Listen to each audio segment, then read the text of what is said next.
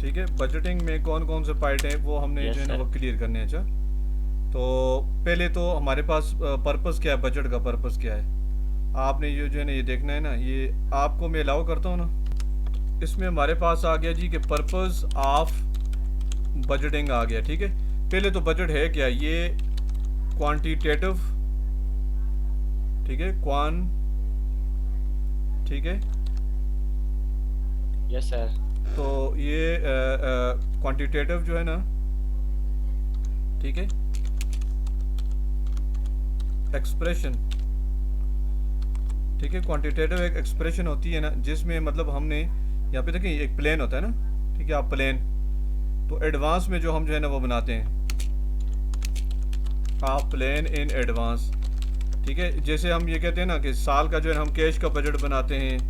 ठीक है, साल का हम फॉर एग्जांपल सेल्स का बजट बनाते हैं, साल का हम जो है ना पूरे साल का परचेज बजट बनाते हैं, या पूरे का पूरा मास्टर फाइल बनाते हैं, मास्टर बजट बनाते हैं जिसमें सारे बजट शामिल हैं। ये हमारे पास जो है ना वो क्या होता है जी, बजट का मकसद होता है। अब बजट का मकसद जो हमने पर्पस, हमारे पास जो मेन वैसे जो पर्पस है वो क्या है, तो मेन पर्पस देखो ये ब्लैंक्स आती हैं। अच्छा, सबसे पहले तो आपने ये नोट करना है कि हमने ये फ्यूचर प्लानिंग करनी है।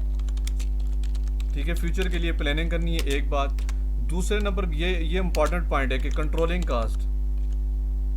ठीक है, कंट्रोलिंग कास्ट, कास्ट को कैसे कंट्रोल करना है, जैसे देखो हमने कहा कि भाई मटेरियल हमने जो खरीदना है फॉर एग्जांपल, उसका रेट जो है ना आजकल मार्केट में हमने चेक किया तो वो $20 था।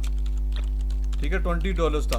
और जब हमारे पास बाद में साल के एंड में एक्चुअल जो है ना वो डेटा आता है, लोगों ने खरीद के हमें दिया होता है, जो जिनसे रिलेटेड जो मामले होते हैं, तो हम बाद में देखते हैं ना, अगर फॉर एग्जांपल प्राइस हमारे पास अगर आ जाती है कितनी जी, 18 की आ जाती है, तो फिर क्या होगा, अगर वो कहते हैं जी प्राइस तो 26 जी, तो फिर क्या है, तो ज़ाहिर है हमें तो शुरू में पता है, हमने प्लान किया हुआ है ना कि प्राइस देखी हुई है कि हमारे पास कास्ट जो है ना वो आती थी 20, लेकिन 18 आ गई तो फेवरेबल है, 26 आ गई तो इतनी ज़्यादा की आ गई, तो ये कास्ट को बाद में कंट्रोल कर सकते हैं ना, किसकी वजह से, लेबर की वजह से, मार्केट ज़्यादा होगी वगैरह वगैरह। ये देखो कंट्रोलिंग कास्ट को जब हमने एक्चुअल डेटा के साथ कंपेयर करना है प्लेन को तो पता चल जाएगा। फिर इसी तरह देखो कोऑर्डिनेशन, कोऑर्डिनेशन को और को कोऑर्डिनेशन आ गया। कोऑर्डिनेशन क्या मतलब, कोऑर्डिनेट, जैसे आप और मैं आपको कोऑर्डिनेट कर रहा हूँ, सपोर्ट दे रहा हूँ, एक आपको सपोर्ट दे रहा हूँ, कोऑर्डिनेट कर रहा हूँ। अच्छा, और बजट जो है ना वो कम्युनिकेट भी होता है ना, कम्युनिकेट कैसे होता है, अच्छा मटेरियल वाले को हमने कहा यार कि आपके लिए बजट है, आपने 1 लाख से ऊपर जो है ना चीज़ नहीं लेनी। अच्छा, लेबर वाले को कहा है भाई आपने डेली जो है ना वो कितने घंटे, 8 घंटे काम करना है। ठीक है, और आपने अगर 2 घंटे ऊपर करो तो 10 घंटे काम करना है, चले आपको ओवर टाइम देंगे, कैसे देंगे। तो बजट कोऑर्डिनेट करना भी होता है, कम्युनिकेट करना भी होता है। कम्युनिकेट से क्या मुराद है, बजट बोलता है ना कि भाई ये काम करो, ये काम ना करो, वगैरह वगैरह। इसी तरह बजट जो है ना हमारे पास कम्युनिकेट होने के बाद कोऑर्डिनेट मोटिवेट करता है।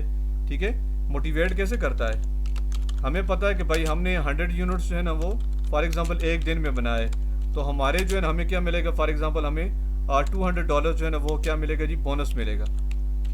अब जाहिर बात है फिर हम मोटिवेट होकर काम करेंगे, किसी तरीके से हमें 200 जो है ना वो ज़्यादा मिल जाए। $200 तो पाकिस्तानी आपको पता है 32-33 हज़ार है। फिर इसी तरह हमारी जो परफॉर्मेंस होती है ना, जो हमने काम किया होता है, ठीक है, उसको एवेलुएट भी किया जाता है। एवेलुएट से क्या मुराद है, हमें एक बंदे ने कहा है जी कि आपने पूरा साल जो है ना वो 1200 यूनिट जो है ना वो बनाने हैं। ठीक है, और हमने क्या किया जी, जाके जो है ना 1600 यूनिट जो है ना बना दिए। तो हमारी परफॉर्मेंस, एवेलुएट का क्या मतलब, हमें चेक किया जाता है ना, इस बंदे ने अच्छा काम किया, इस बंदे ने बुरा काम किया। देखो ये सारे हमारे पास क्या, ये पर्पस है बजटिंग के। अच्छा, ठीक है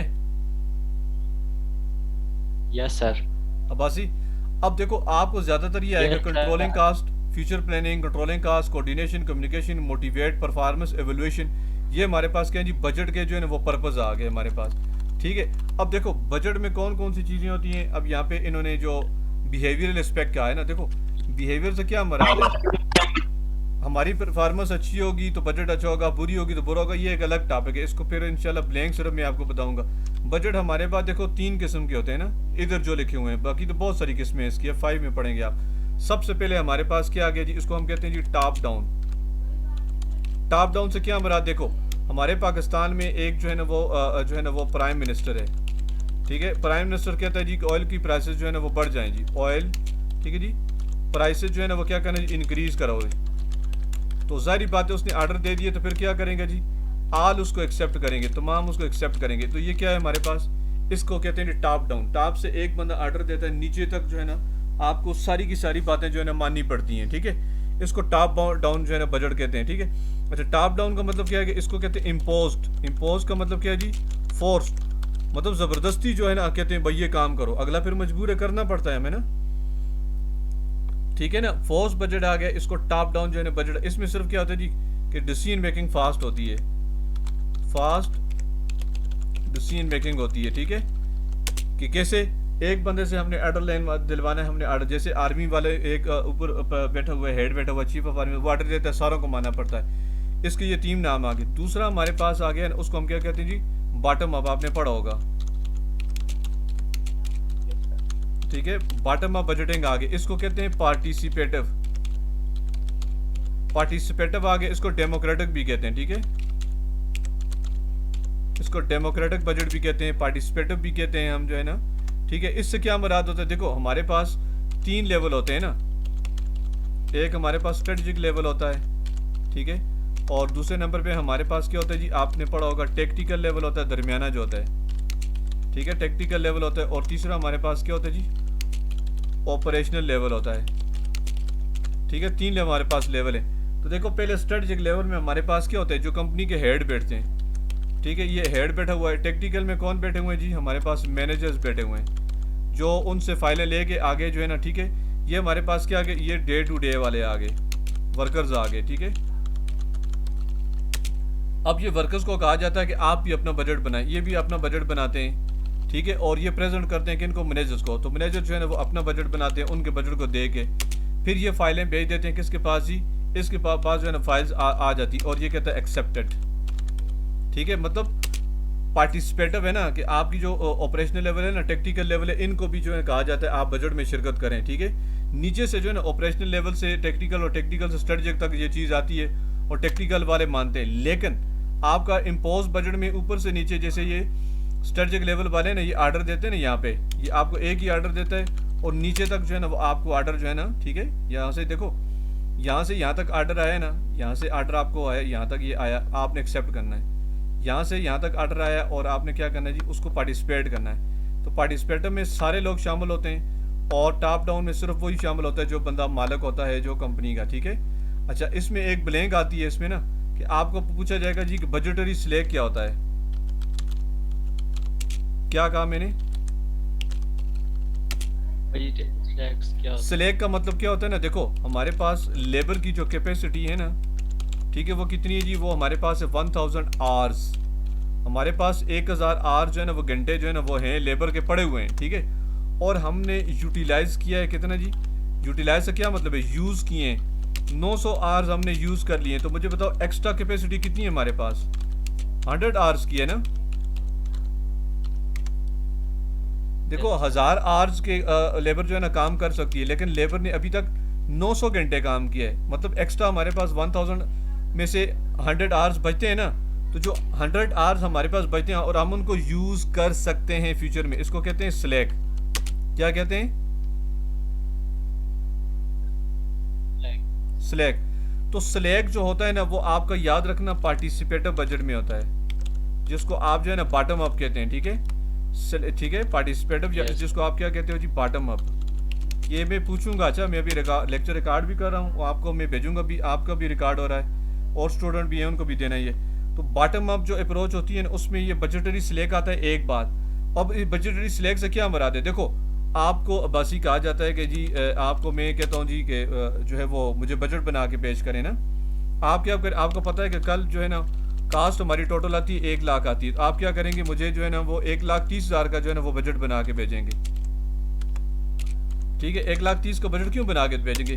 कल आप क्या करेंगे जी? वो कास्ट वो वैसे भी 1 लाख आनी थी, लेकिन 1 लाख अगर कास्ट आएगी ना तो मैं कहूँगा ओ जी बासी ने बहुत अच्छा काम किया, इसने मेरे जो है ना वो 30,000 से सेविंग कर ली है। तो ये स्लैक है, ठीक है। झूठ मूठ से आपने कास्ट ज़्यादा की। दूसरा तरीका ये हो सकता है ना, आपको कहा जाता है जी आप रेवेन्यू के ऊपर बैठे हो, आप कहते हैं जी मेरी तो 2 लाख की सेल्स हो सकती है, ठीक है, लेकिन आप क्या करते हैं जी? सेल्स 1,80,000 की शो करते हैं कि भाई इतनी की सेल्स होगी, जब आपकी सेल वैसे भी तो 2 लाख होनी थी ना, लेकिन आपने 1,80,000 मुझे बजट बना के दिया था, तो आपको जो है ना वो 20,000 एक्स्ट्रा आप करेंगे झूठ मूठ से।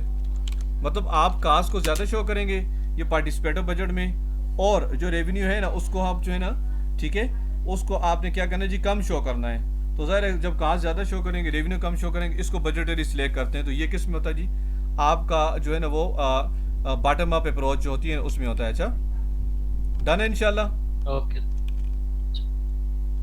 अब इसमें तीसरा जो बजट हमारे पास होते हैं उसको कहते हैं ना रोलिंग आर कंटिन्यूस। क्या कहते हैं? रोलिंग, रोलिंग और CONTINUOUS, कंटिन्यूस। मतलब देखो हम 12 मंथ्स का बजट बनाते हैं ना, ठीक है।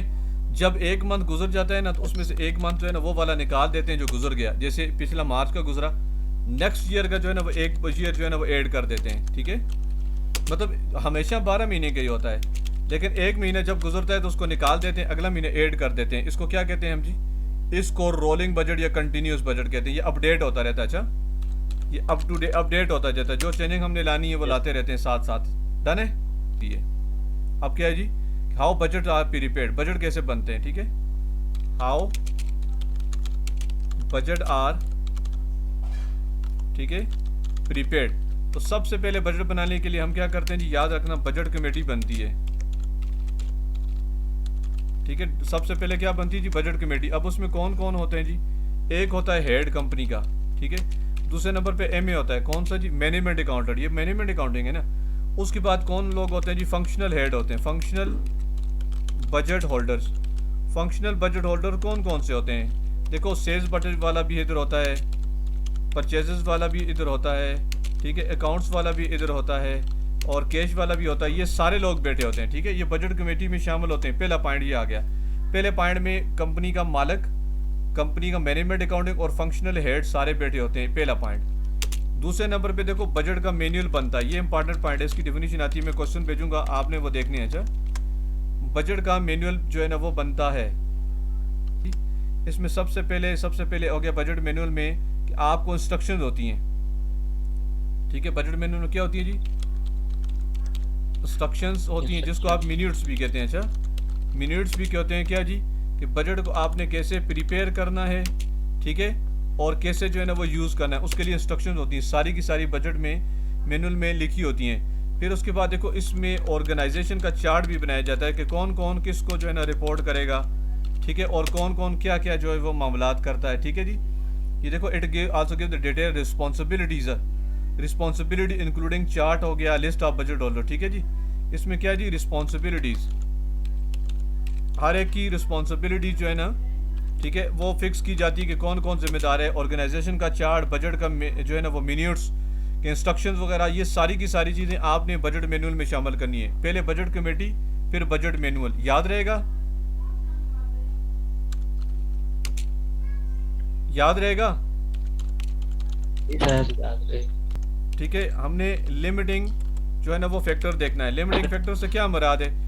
इसका दूसरा नाम जो है ना वो क्या है जी? Principal budget factor. इसको प्रिंसिपल बजट फैक्टर भी कहते हैं। अब प्रिंसिपल जो है ना वो, ठीक है, प्रिंसिपल बजट फैक्टर क्या होता है? देखो इसका मतलब होता है ना, जैसे हमारे पास देखो सेल्स हम कर सकते हैं कितने की, 20,000 यूनिट्स की कर सकते हैं। अच्छा, प्रोडक्शन हम जो है ना हमारे पास सारा कुछ पड़ा हुआ है, हम 30,000 यूनिट्स की कर सकते हैं, ठीक है जी। लेबर हमारे पास जो है ना वो 25,000 यूनिट्स की पड़ी हुई है, ठीक है जी। तो अब सेल्स हमारी जितनी उतनी हो, तो इसका मतलब सारी की, लेकिन वो कहता है जी कि मटेरियल जो है ना वो मार्केट में क्या है जी, मार्केट में शार्ट है, और जिसकी वजह से हम सिर्फ 12,000 जो है ना वो यूनिट्स बना सकते हैं। तो जाहिर है फिर हमारे पास ये जो मटेरियल है जो कि ना हमें जो है ना 12,000 से ऊपर यूनिट्स बनाने के काबिल नहीं छोड़ा उसने, तो फिर जाहिर है हमारी लेबर भी एक्स्ट्रा है, प्रोडक्शन भी एक्स्ट्रा है, सेल्स भी एक्स्ट्रा है, तो वो हमारे किस काम की? तो इसलिए हमने जो चीज़ हमारी एक्टिविटी को, जो हमारी एक्टिविटी को क्या करे जी, शार्ट करे, लिमिट करे, ठीक है, लिमिट करे, तो उसको हम क्या कहेंगे? उसको कहेंगे प्रिंसिपल बजट फैक्टर, या उसको कहेंगे लिमिटिंग फैक्टर। डन है? Yes sir. अब देखो हमारे पास फॉर एग्जांपल सेल्स हमारे पास लिमिटिंग फैक्टर है, तो पहला बजट ये बनेगा। फिर हमने क्या करना है जी, फिर हमने क्या करना है जी, प्रोडक्शन का बनाना है या कोई और बनाने हैं, ठीक है। अच्छा, हमें कहता है जी मटेरियल का आपका लिमिटिंग फैक्टर है, तो आपने पहला बजट कौन सा बनाना है? मटेरियल का बनाना है, ठीक है। बाकी जो है ना वो अदर बजट आपने बनाने हैं, याद रखना। पहले नंबर पे आपने बजट कमेटी बनानी है, कौन से पॉइंट है रिकॉर्डिंग में मौजूद है। दूसरे नंबर पे बजट मैनुअल है, क्या होता है ये लिखी हुई है, इसकी मैं आपको क्वेश्चन भेजूंगा। तीसरे नंबर पे लिमिटिंग फैक्टर आपने आइडेंटिफाई करना है। चौथे नंबर पे क्या करेंगे आप, इनिशियल बजट बनाएंगे। ठीक है, इनिशियल बजट आप बनाएंगे। ठीक है, उसको फिर क्या करेंगे जी, उसमें जो है ना वो अमेंडमेंट करेंगे, चेंजेस करेंगे। ठीक है, क्या करना है क्या नहीं करना। और आखिर में हम क्या करेंगे जी, पांचवें नंबर पे क्या करेंगे, मास्टर बजट बनाएंगे। ठीक है, मास्टर बजट से क्या मुराद है, पहले लिमिटिंग एलएफ लिमिटिंग फैक्टर का बजट बनाएंगे, फिर आल जो है ना वो अदर बजट, सेल परचेजेस जो भी है वो बनाएंगे। ठीक है, और हमने पेश कर देना, ये सारे का सारा बड़ा बजट बन गया कि हमने क्या करना है। ठीक है, प्लान करेंगे फ्यूचर के लिए। ठीक है, और याद रखना ये ब्लैंक आएगी कि मास्टर बजट को अमेंड कर सकते हैं, चेंज कर सकते हैं, ये फिक्स्ड रहता है। आप कहेंगे नहीं नहीं अपडेट करते रहते हैं इसको भाई। ठीक है, ये फिक्स नहीं रहता, ये हम इसको क्या करते हैं, इसको विद पैसेज ऑफ टाइम जो है ना अपडेट करते रहते हैं। ठीक हो गया, तो आपको एक शॉर्ट फॉर्म में फिर मैं दोबारा समझाता हूँ। सबसे पहले क्या बनेगी, बजट कमेटी बनेगी। डन है। Yes sir. दूसरे नंबर पे आपने क्या बनाना है जी, कि बजट का मैनुअल बनाना है। ठीक हो गया। तीसरे नंबर पे आपने एलएफ लिमिटिंग फैक्टर आइडेंटिफाई करना है, और पहला budget first budget limiting factor का बनेगा जो भी होगा, याद रखना। चौथे नंबर पे हमने तमाम के तमाम जो इनिशियल बजट वगैरह बना के अमेंडमेंट करके हमने क्या बनाना है, मास्टर बजट बनाना है। और मास्टर बजट याद रखना चेंज हो सकता है, अपडेट होता है हर टाइम। ठीक है, फिक्स नहीं होता, ये याद रखना, ये ब्लैंक है। इसमें प्रॉफिट एंड लॉस आ गया, फाइनेंशियल पोजीशन, कैश फ्लो, ये सारे मास्टर बजट में शामिल होते हैं। आखिर में क्या करते हैं, इसी मास्टर बजट को एक्चुअल बजट के साथ हम कंपेरिजन करके वेरिएंस निकालते हैं, जो अगले इंशाल्लाह चैप्टर में। ये कंटिन्यूस बजट मैंने आपको पढ़ा दिया है। तो फंक्शनल बजट में हमारे पास देखो सबसे पहले क्या है जी, कौन कौन से बजट होते हैं ये मैं आपको, तो देखिए सबसे पहले आपने क्या बनाना है, देखो प्रोडक्शन बजट बनाना है। ये प्रोडक्शन बजट ही आएगा आपको। प्रोडक्शन बजट कैसे बनाना है, प्रोडक्शन बजट कैसे बनता है, आपने इस तरह लिखना है, सेल्स यूनिट्स, केजीज नहीं। ठीक है, प्लस आपने क्या करना है जी, क्लोजिंग यूनिट्स। ठीक है, क्लोजिंग यूनिट्स होंगे, यूनिट्स का नाम ले रहा हूँ आपको, केजीज का नाम नहीं ले रहा। सेल्स यूनिट्स में प्लस करते हैं क्लोजिंग यूनिट्स, और माइनस करते हैं हम क्या जी, ओपनिंग यूनिट्स। ठीक है, Recording stopped. तो हमारे पास क्या आ जाता है जी, Recording in progress. हमारे पास प्रोडक्शन बजट आ जाएगा। डन है। सर आप यूजेज हमने बजट बनाना है, तो यूजेज बजट कैसे बनाएंगे, हम ऐसे करेंगे, देखो प्रोडक्शन, ठीक है, multiply by per unit KG, कि एक यूनिट पे कितना केजी लगता है, तो इजिकल टू हमारे पास क्या आ जाएंगे जी, टोटल केजीज। ठीक है, टोटल केजीज आ जाएगा, जिसको हम क्या कहेंगे, यूजेज कहेंगे। ठीक है, प्रोडक्शन को मल्टीप्लाई करेंगे पर यूनिट पे कितना केजी, पहले तो प्रोडक्शन निकालेंगे, दी हुई तो ठीक है, नहीं दी हुई तो प्रोडक्शन निकालेंगे कैसे, sale units plus closing units minus opening unit equal to production. तो प्रोडक्शन को केजीज के साथ मल्टीप्लाई करेंगे तो यूजेज आ जाएगा। ठीक है, फिर यूजेज से हम क्या निकालेंगे, परचेजेस का बजट निकालेंगे। परचेजेस बजट कैसे होगा जी, वो वाला यूजेज आपने इसमें से माइनस करना है क्या जी, ओपनिंग केजीज, देख लो केजीज का है। ठीक है, और आपने प्लस करना है क्या जी, क्लोजिंग केजीज, और इजिकल टू आपके पास क्या आ जाएगा जी, परचेजेस आ जाएगा। ठीक है, और फिर आपने क्या करना है जी, परचेजेस मल्टीप्लाई बाय रेट, आपने मल्टीप्लाई करना है तो टोटल आपकी परचेजेस की कास्ट आ जाएगी।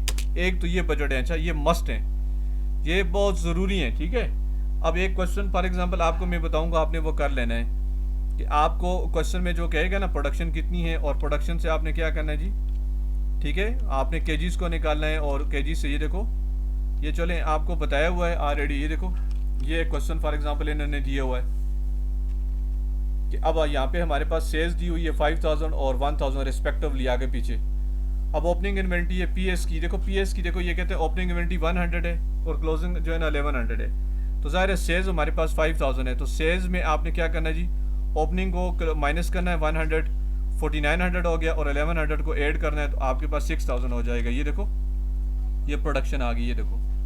ठीक है, तो आपने सेल्स में ओपनिंग इन्वेंट्री को या ओपनिंग यूनिट्स को माइनस करना है, क्लोजिंग को ऐड करना है, तो आपके पास प्रोडक्शन आ जाएगी। अब इसी प्रोडक्शन को 6000 को, ये देखो ये 6000 को आपने मल्टीप्लाई करना है किसके साथ जी, ये देखो 6000 अगर हमारे पास आ गया ना, इसमें पर केजी कितना लगता है, तो पर केजी के साथ मल्टीप्लाई करेंगे तो हमारे पास क्या आ जाएगा जी, यूजेज आ जाएगा। ठीक है, यूजेज में फिर ओपनिंग केजीज को माइनस करना है, क्लोजिंग केजीज को प्लस करना है, तो हमारे पास आ जाएगा क्या जी, परचेजेस को। एक तो ये होता है। ठीक है, अच्छा लेबर का कैसे बनाएंगे हमने, लेबर के लिए क्या होगा, हमारे पास प्रोडक्शन मल्टीप्लाई बाय, ठीक है, per unit hours, per unit पे कितने आवर्स लगते हैं, और मल्टीप्लाई बाय रेट। ये तो सिंपल सा है कि प्रोडक्शन कितने यूनिट्स किए हैं, फॉर एग्जांपल यहाँ पे हम कहते हैं जी 10,000 यूनिट्स किए हैं, और एक यूनिट पे कितना टाइम लगता है 2 घंटे, और एक घंटे का कितना दे रहे हैं 10 दे रहे हैं, तो देखो ये हमारे पास आ गया 2 लाख हमारे पास लेबर की कास्ट आ गई।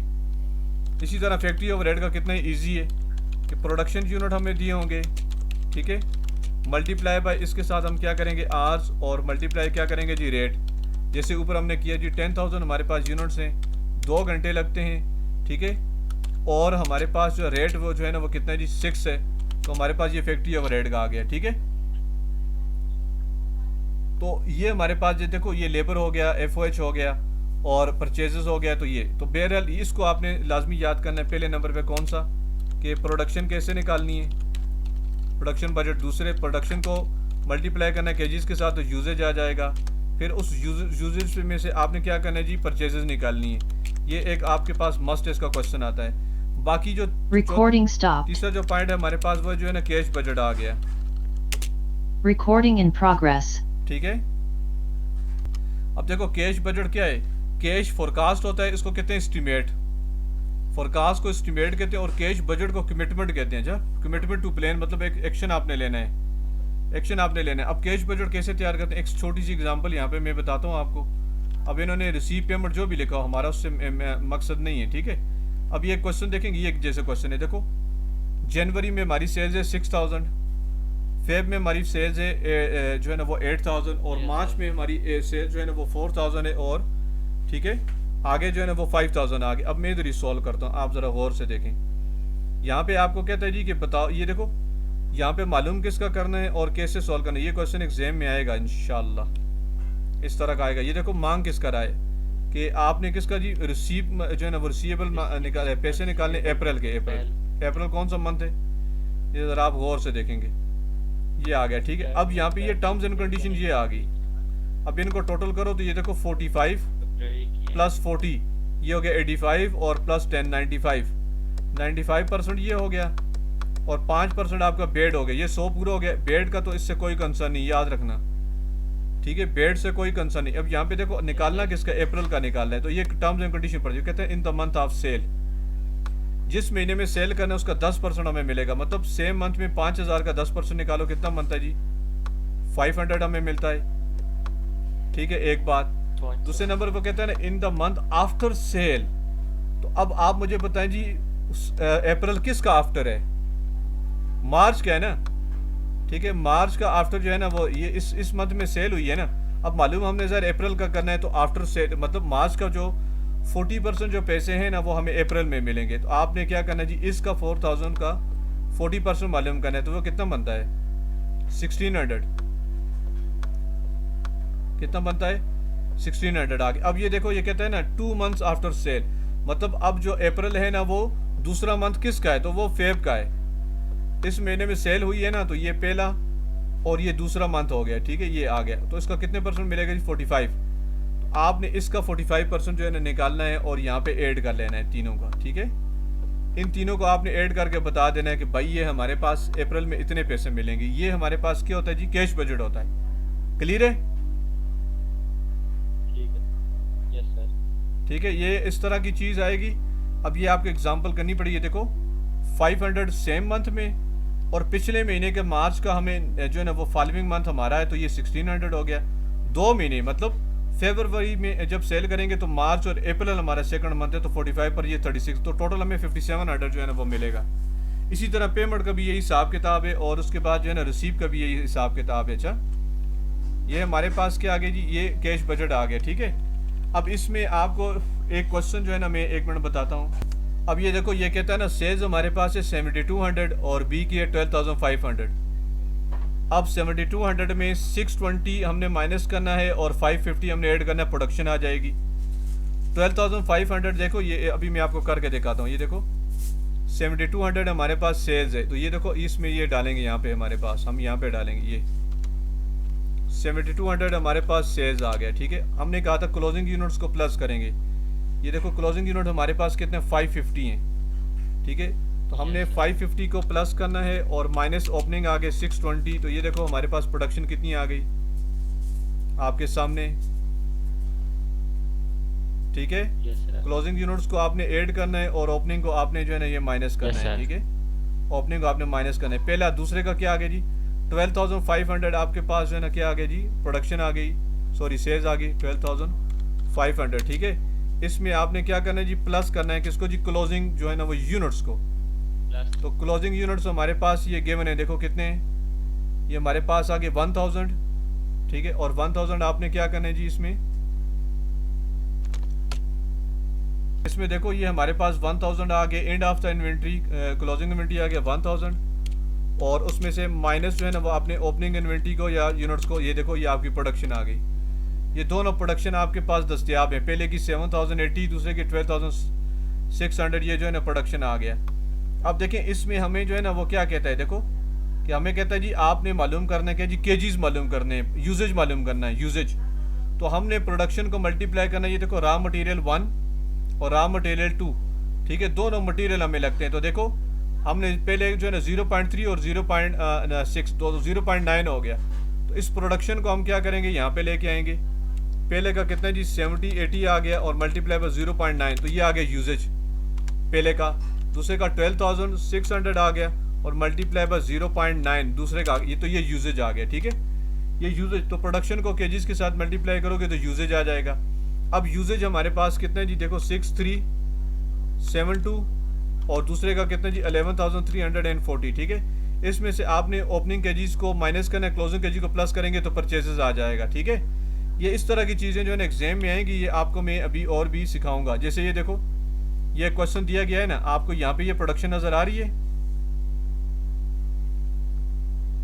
ये 4000 आपकी प्रोडक्शन जनवरी की है, फेब की आपकी 4500 है और 5200 है। ऊपर ये कह रहा है कि ओपनिंग इन्वेंट्री जो है ना वो 60% आपकी सेम मंथ की रिक्वायरमेंट के प्रोडक्शन के बराबर है, अच्छा ठीक है, या 80 है, ठीक है। अगर इन्होंने लिए हुए 0.8 किलोग्राम लगता है तो ठीक है, वही आपका यूजेज। तो आपने 4000 को 0.8 के साथ तो यूजेज हो जाएगा, 4500 को 0.8 के साथ तो यूजेज हो जाएगा, 5200 को 0.8 के पर केजी के साथ तो यूजेज हो जाएगा। ये देखो आपको यहाँ पे कहते हैं ना द परचेजेस, तो आपने पहले 4000, 4500 और 5200 को मल्टीप्लाई करना है पर केजी के साथ, तो यूजेज आ जाएगा। उसमें ओपनिंग केजीज को आपने माइनस करना है, क्लोजिंग केजीज को प्लस करेंगे तो ये आपके पास क्या आ जाएगा जी, ये आपके पास मिल जाएगा क्या जी, परचेजेस मिल जाएंगी, ठीक है। अब जैसे ये आगे क्वेश्चन जो है ना कैश का कह रहा है, तो मैं आपको इंशाल्लाह भेजूंगा। अभी सिर्फ जो है ना ये काम करो ना, इसकी थ्योरी जो चीज़ें याद कर लो। ये देखो ये आपको 7613 नज़र आ रहा है, ठीक है।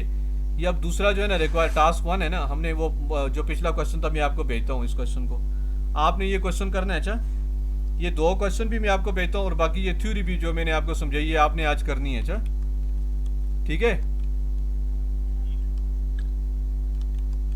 अब्बासी ठीक है, ओके सर। अब इसमें 1 मिनट ना 2 चीज़ें और सुन लो फिर उसके बाद जाओ। देखो हमारे पास यहाँ पे आएगा जी कि फीड बैक कंट्रोल क्या होता है, एक बात। दूसरे नंबर पे वो कहता है जी फीड फॉरवर्ड कंट्रोल क्या होता है हमारे पास, ऑनवर्ड नहीं, ठीक है। फीड बैक से क्या मरा दे आपका, देखो एंड ऑफ द ईयर है, एंड ऑफ द ईयर है, साल का आखिर है। तो साल के आखिर में आपके पास क्या मिला जी, एक्चुअल डेटा मिला। एक्चुअल डेटा को आप कंपेयर करेंगे एक जो प्लान डेटा है हमारे पास जो स्टार्ट में हमने बनाया था, ठीक है। तो आपने क्या करना है, मतलब 31 दिसंबर की जो चीज़ें होंगी ना उसको आपने कंपेयर करना है किसके साथ जी, 1 जनवरी के साथ, ठीक है। साल के आखिर में साल से पहले की जो चीज़ बनी होगी ना पहले पूरे साल, उसके साथ कंपेयर करना है। मतलब साल के आखिर में आपने साल के शुरू तक देखना है। जैसे 2022 शुरू हुआ ना तो हमने 31 दिसंबर 2021 को देखा जी कि 1 जनवरी 2021 तक हमने क्या सोचा था और क्या किया। ये आ गया फीड बैक कंट्रोल, बैक की तरफ आपने देखना है, पास की तरफ देखना है। फीड फॉरवर्ड से क्या मरा दे, आप 1 जनवरी को बैठे हुए हैं ना और आपने क्या बनाया जी, बजट बनाया है, ठीक है। बजट बनाने के बाद हमने क्या किया जी, फोरकास्ट बनाया है। अभी जो फोरकास्ट हम निकाल रहे हैं ना बजट की सूरत में, तो आप क्या करते हैं, अपने बजट डेटा को क्या करते हैं, कंपेयर करते हैं किसके साथ जी, फोरकास्ट के साथ, ठीक है। फ्यूचर को फ्यूचर के साथ ही कंपेयर करते हैं, तो इसको क्या कहते हैं, फीड फॉरवर्ड। आगे क्या करना है, इसको फीड फॉरवर्ड कंट्रोल कहते हैं, अच्छा यस सर, ठीक है। ये आपके पास सारा हो गया। अभी क्वेश्चन आपने किट में जाके देखना है कौन कौन से क्वेश्चन है, मैं आपको शो करूंगा। ये वाले क्वेश्चन आपने सॉल्व करने भाई, ये सारा डन है। और मैं आपको जो है ना वो क्वेश्चन भेजूंगा जो रियल एग्जाम्स के हैं, अच्छा लॉन्ग क्वेश्चन भी देखने हैं, रियल एग्जाम्स के जो क्वेश्चन है आपने क्या करना है, उनको सॉल्व करना है। अभी ये क्वेश्चन मैं भेजता हूँ जैसे मैंने आपको ऊपर कहा है, उनको देख के, और फिर उसके बाद आपने क्या करना है जी, मुझे भेजने ताकि मैं आपको फिर बताऊँ जी कि आपने ठीक किया या गलत किया, सही है।